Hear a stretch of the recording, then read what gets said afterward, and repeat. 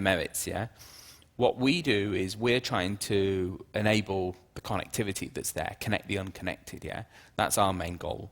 So out of those 2.7 billion people that are unconnected at the moment, we're targeting a mere billion of them, but we're hoping to have some small impact at that in terms of several millions of subscribers that we're going to be able to connect. They're going to have an identity, and they're going to be able to make and receive calls. In terms of answering your second part of your question, in terms of how do people access calls when they're offline most of the time? What we actually do, again, we're using cloud technology to actually monitor what's happening when they are offline.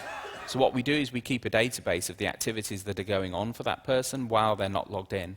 So we monitor calls that they've missed, we take into account short messages that they've received, text messages, we hold them in a database because a lot of the databases that you've got actually set up for normal phone usage, they'll clear the databases quite quickly because there's a large amount of storage. So we provide quite persistent storage so that people have got a longer cycle of time in order to know what's been happening. And then as soon as the user logs in, we can tell them what's happened. Yeah? We can tell them they've missed a call. We can tell them that they've received a short message service, text message.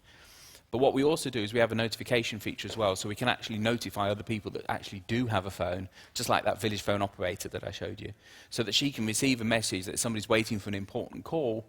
They know that, for example, Adrian's received the call, and they'll look for her in the street and find her, and then tell her, look, you've missed a call, I've got a message that you've missed a call, please come and use my phone and log in and find out what's going on.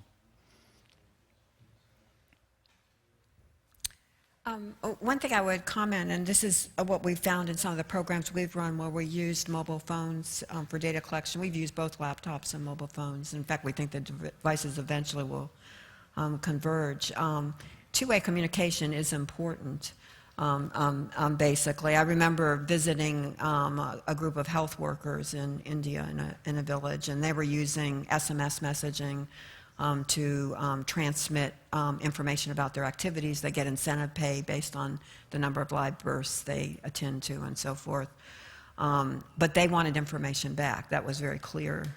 And so that's something to think about. They wanted to know, they wanted alerts for disease outbreaks. They wanted to know how the statistics, because it was the basis of their pay, how their performance compared to others in the region.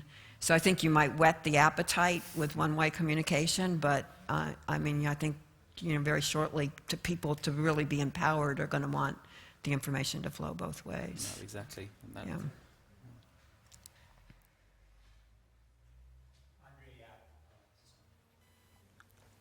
Andre Yap.